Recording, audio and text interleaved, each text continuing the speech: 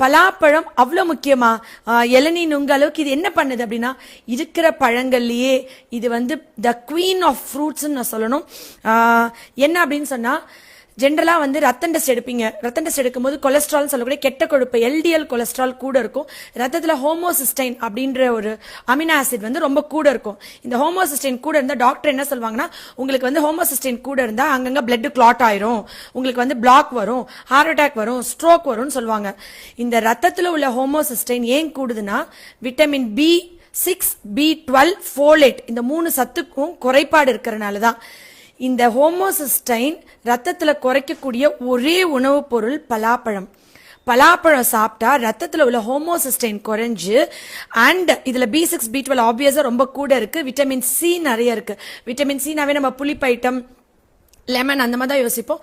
கொடுக்காப்புளிக்கு அப்புறம் இனிப்பான பழங்கள்ல பலாப்பழத்துல விட்டமின் சி அதிகமா இருக்கு.